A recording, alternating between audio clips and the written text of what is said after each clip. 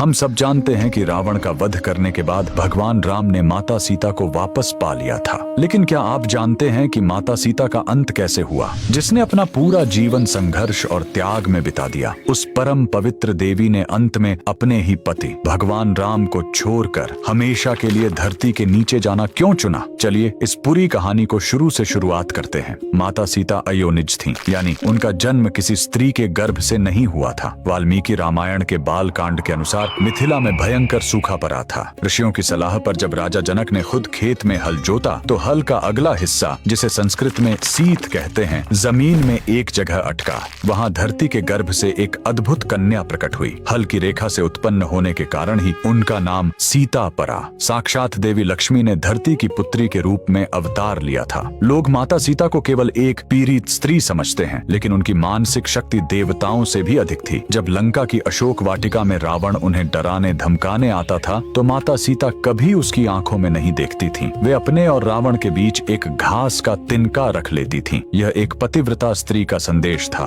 कि हे रावण, मेरे लिए तेरी औकात इस सूखे तिनके से अधिक नहीं है। रावण अपनी पूरी शक्तियों के बाद भी माता सीता को छू तक नहीं पाया, क्योंकि उनका सतीत्व एक दहकती हुई आग के समान था। वाल्मीकि रामायण के उत्तर कांड का वह सबसे भावुक पल, जब लवकुश ने पूरी रामायण गाकर सुना दी, तब श्री राम ने समाज के संशय को हमेशा के लिए मिटाने के लिए सीता जी से एक अंतिम बार अपनी पवित्रता सिद्ध करने को कहा। लेकिन इस बार माता सीता ने सिर्फ अग्नि परीक्षा नहीं दी, उन्होंने परीक्षा शेष होते ही हाथ जोड़े और पूरी सृष्टि को हिला देने वाली शपथ ली।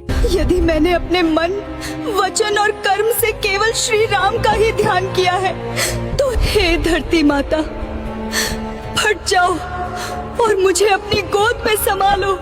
इतना कहते ही राज दरबार की जमीन दो हिस्सों में फट गई। एक दिव्य और स्वर्ण सिंहासन पर बैठी स्वयं भूमि देवी प्रकट हुई। उन्होंने अपनी पुत्री सीता को दोनों बाहों में भर लिया। भगवान राम रोते रहे, पुकारते रहे, लेकिन माता सीता हमेशा के लिए अपनी माँ की गोद में विलीन हो गईं। अगर आज वाल्मीकि रामायण के इस सत्य ने आपकी आंखों में भी नमी ला दी है, तो कमेंट्स में पूरे सम्मान के साथ जय माता सीता जरूर लिखें।